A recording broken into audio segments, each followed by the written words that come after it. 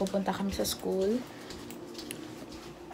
Sa New Catchment School ni Kylie kasi hindi siya nakapasok dito sa school malapit sa amin. So, i-check namin kung mga ilang minutes yung kaya naming lakarin if mag-start na siya baka by tomorrow. Malapit lang naman dito pero dun yun banda sa medyo taas ng lugar na to. So, ngayon is anong oras na ba? 2:14 ng hapon. So, kami lang dito. Wala kaming kasama. Nagda-dry yung lips ko kasi malamig na sa labas. So, yan. So, tara, samahan nyo kami.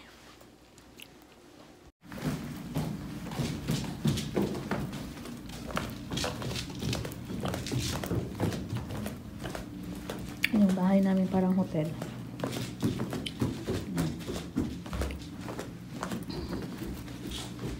Nakachinelas na pero malamig. You can go slowly lang. It's fine.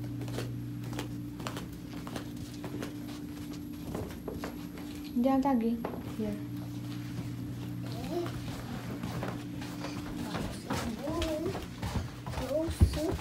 Pwede man ito magagi eh. Hindi, mama.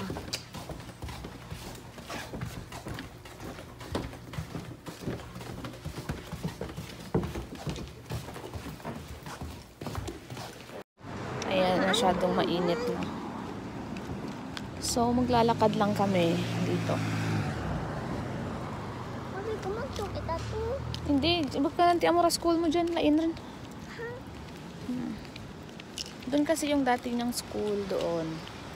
So, ngayon, dito na kami pupunta sa bago niyang catchment school. Dito kasi sa Canada, yung director, yung school board pala yung namimili ng kung saan siya pwedeng pumasok yung pinakamalapit na school. Pero kasi dito sa school sa Jameson is puno na yung student. So, kailangan niyang hanapan ng bagong school. Nasa waiting list siya. So, tumawag yung asawa ko na sa ibang school daw siya pinasok. So, pupuntahan namin kung ilang minutes yung malalakad namin. Nakakalagay dito sa Google kasi 15 minutes. So, medyo malapit lang. So, hi. Are you excited to go to school? Sige, update kita mamaya. Ito yung mga houses dito. Ang ganda.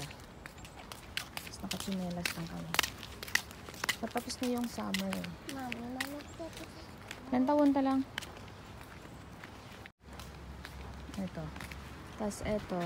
Pupunta natin yung bahay. Mami nga balay, ha? Ayan. Yung bahay. Gusto ko na, ma. Garden. Mama, gusto ko na.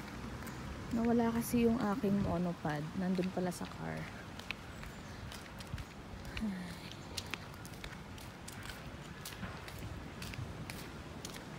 Ang gaganda ng mga house dito. Nahiya pa akong mag-video kasi parang baka naaano pa ako, naihiya pa ako. Tsaka ito kasing phone ko is hindi siya pwede sa mga habang video na ano siya, nalolobat siya. So dahil gusto ko kayong isama sa school ni Kylie, so tatry kong tapusin tong video at para ma-upload agad.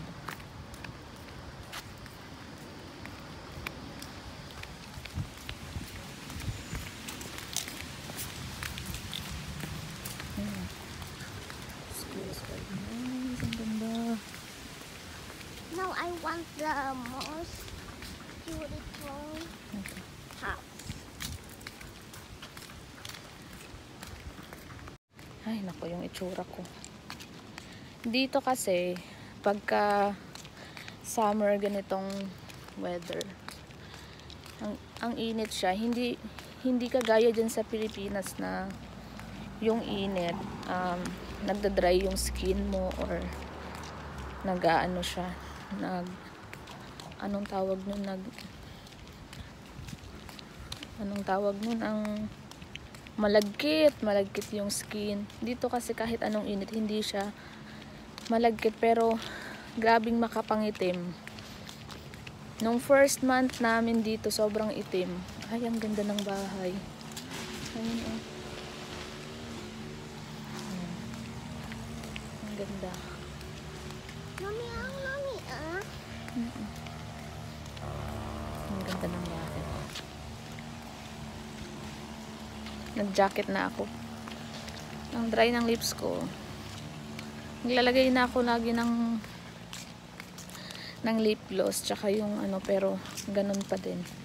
So mamaya na ako mag-video kasi may dumadaan.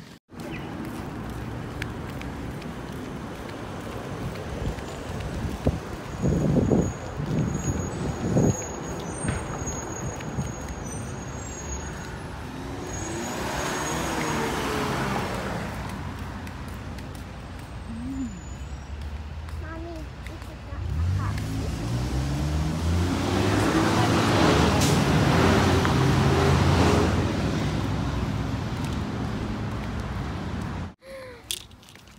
Mommy, di Oo. ilasta. Dito sa punta. May park diyan. Why? May aso kaming nadaanan na malaki. Medyo natakot ako kasi baka lapain niya kami, pero sabi niya mabait naman daw. Hindi na ako nag-video kasi nakakatakot. Nakatakot. Scary. Ayan. Ito pala yung park. Nakapunta na kami dito last time. May ano din siya. May duck. Ayan na yun yung aso. Good girl. Good boy, Rumi. Bisan si Max mo, may pagkit sa bag. Ano yung school mo? Where? That's not my school. Ayan. Mommy, Ang kagandahan lang dito sa Canada is maraming park. As in, sawa ka talaga sa mga park dito at walang bayad. So every time na parang gusto mong magmuni-muni, punta ka lang ng park. Yun, nakakatakot lang kasi maraming uwak. what? Where? Tsaka maraming bees. My squirrel. May squirrel. My Ayan. ano kami. Mami, kinato may gatindog wala dyan na. Malapit na kami sa school niya. This is not my school. That's not my school. Ayan, ang ganda ng mga bahay, oh. Mommy, that's not my school. I don't remember because I don't know how to know. It's school. Malapit lang. Dito lang pala sa 45th. Kaysa magtunga kami sa bahay the whole day. Kasi mamaya pa ako mag-work eh. Mga 9 PM pa. Actually, part-time lang naman yun. Naglilinis lang. Sayang din naman. Hindi ako lang ang elements ko. Ayan. Pati ka man rayo dyan. Pati ka rayo.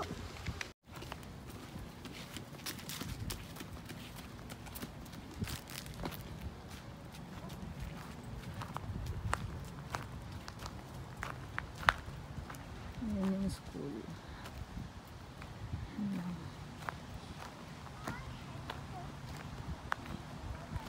Una ayaw-ayaw pa yan, pero pagka tagal-tagal na mag-e-enjoy din yan kasi maraming ano dito.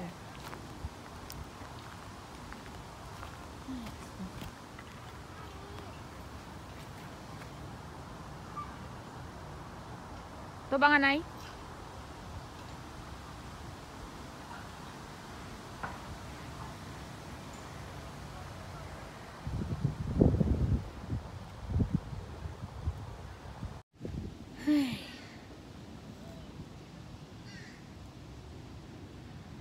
Ayun siya, oh.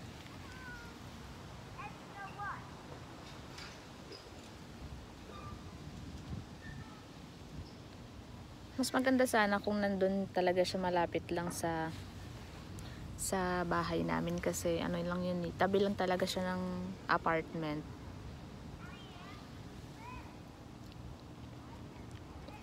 Dito kasi maglalakad ka pa, so mga 15 minutes walk lang.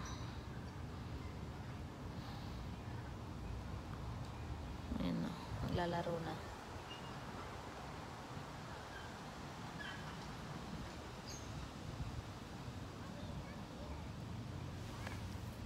Ha? Ano? Ayos ko.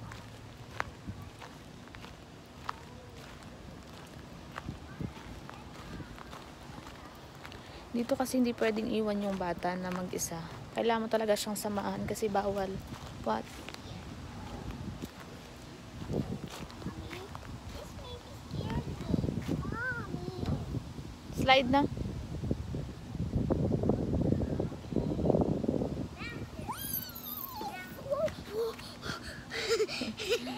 Ayun ako.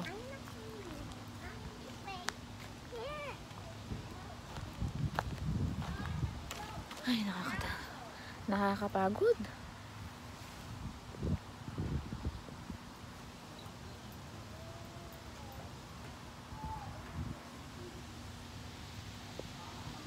Ay, so ang hirap.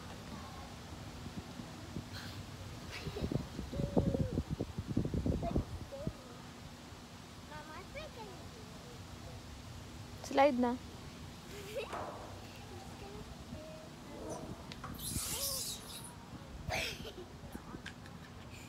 Ayan yung pinapagawang malaking Oak Ridge Mall. Ayan. Yan yung mall. Yung sana side ba? Dito na side kami. Ayan, dyan. Dyan kami na side. Malapit lang. I don't know kung nag-start na talaga yung school today. Kasi September 5, today yung start ng school. So kasi hindi pa siya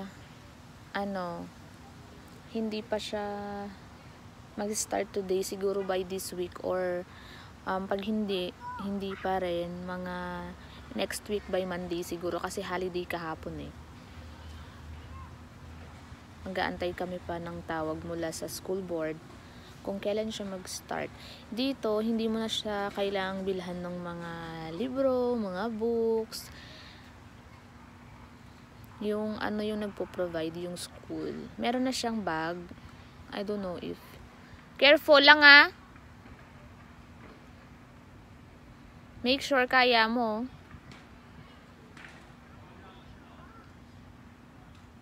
Hinay lang.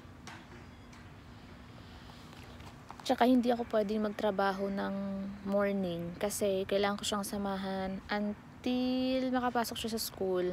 Yung pick up naman, try kong kausapin yung school if pwede siyang magantay hanggang 5 PM. Kasi 5 PM nag-out yung husband ko. So, siya na yung mag-pick up. If I don't know kung anong oras ako. Kasi yung klase nila dito 8 AM. I don't know if 8 AM talaga or before 9 o'clock hanggang 3 PM. So, kailangan niya mag-antay sa school by that time. Kasi alanganin din yung oras nung father-in-law ko na mag-pick up kasi 4 PM siya lumalabas sa or dumadating dito sa bahay. So, kailangan niyang mag-antay dito sa school. At least an hour, okay na siguro yan.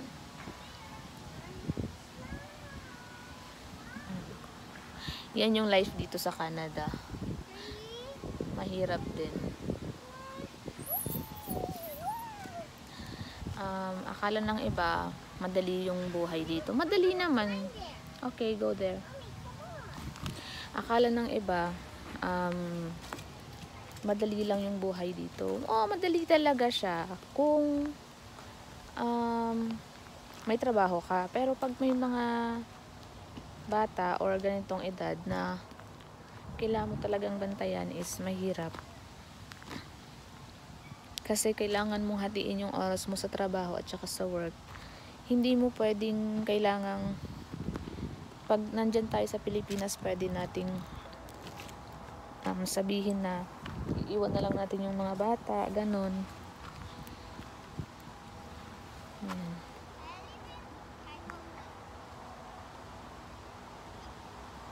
Mamaya na kasi may mga tao. Ayoko mag-video, nakakahiya. Ayan na po guys, ayaw na pong umuwi.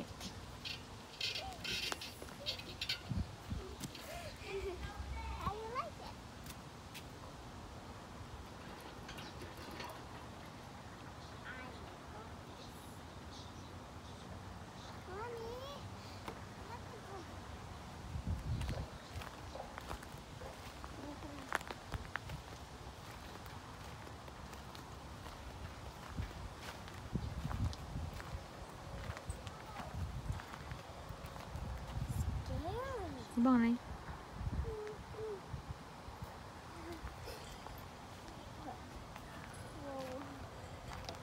I can lift it. Mommy, I'm going to the around there.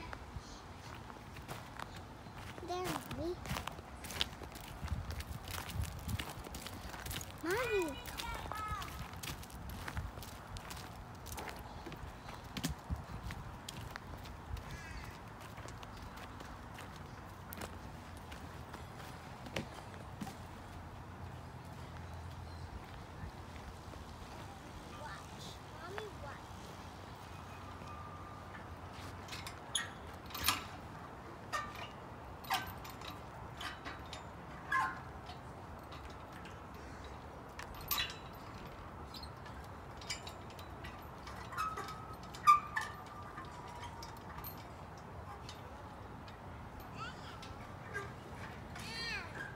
Mommy, you see that? What? There's a tree over there at the house. That's our house, okay? Lagpatin. Mommy, because we're gonna leave to our new house. You said. Okay, that's house. Okay, come on, now let's go home. Go, Mommy. Why are you so slow? Mommy, come on.